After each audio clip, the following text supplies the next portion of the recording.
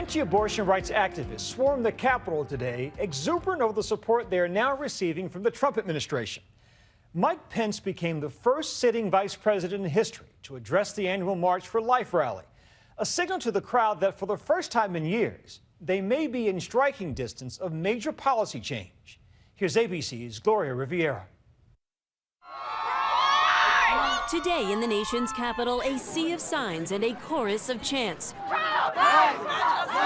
with one singular goal in mind.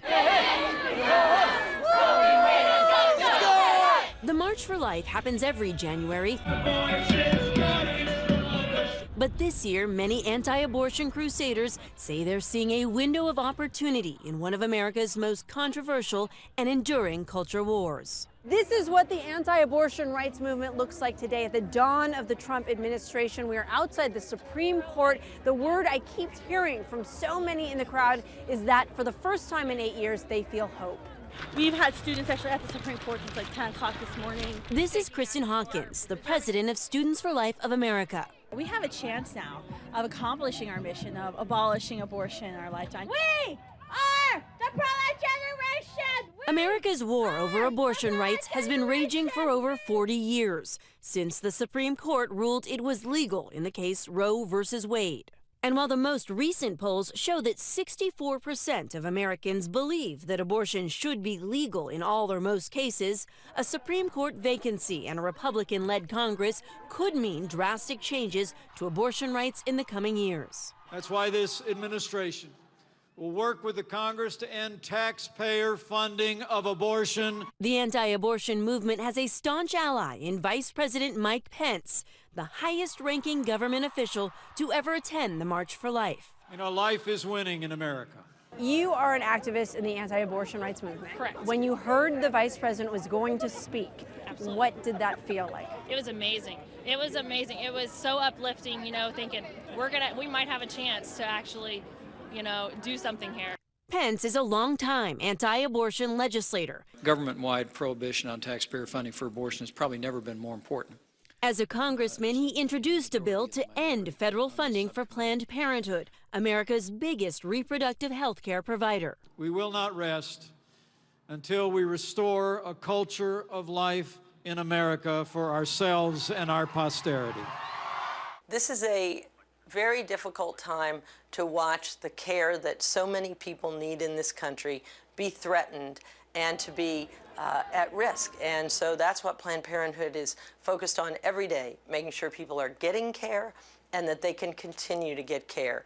One of his first orders of business, thank you very much, President Trump reinstated a Reagan-era policy prohibiting American foreign aid to health providers overseas who even discuss abortion as a family planning option.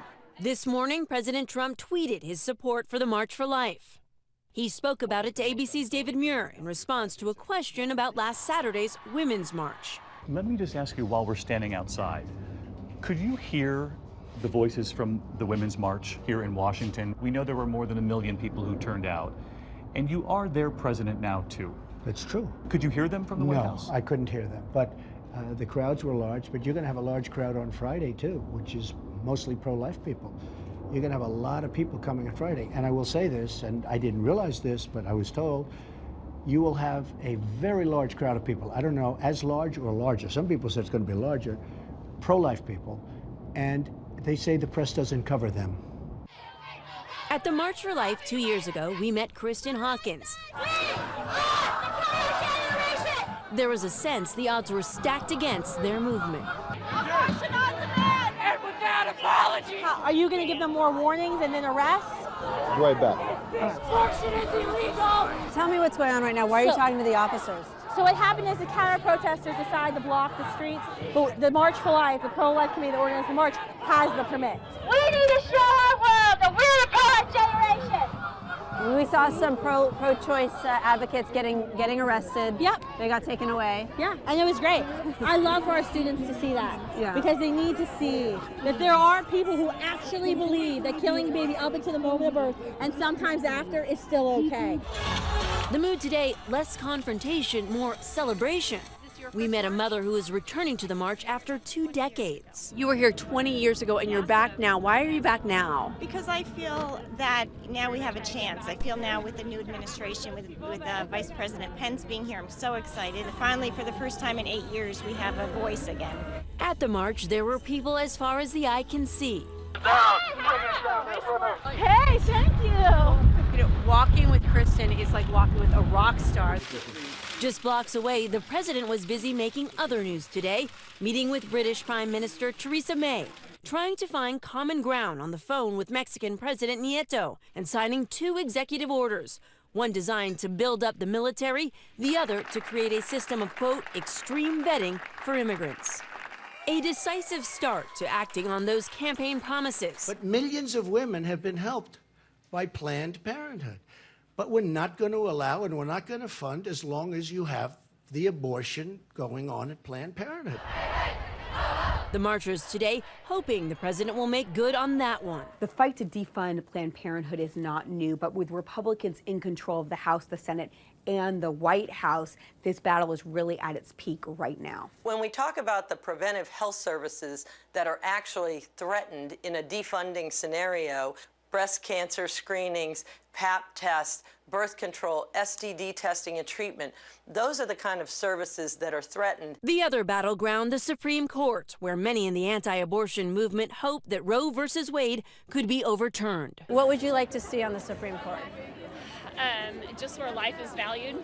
President Trump is expected to fill the vacant seat on the Supreme Court with a conservative justice, but it still wouldn't be enough to tip the scales. Most court watchers say 5 would likely vote to uphold, 4 would likely vote to strike down.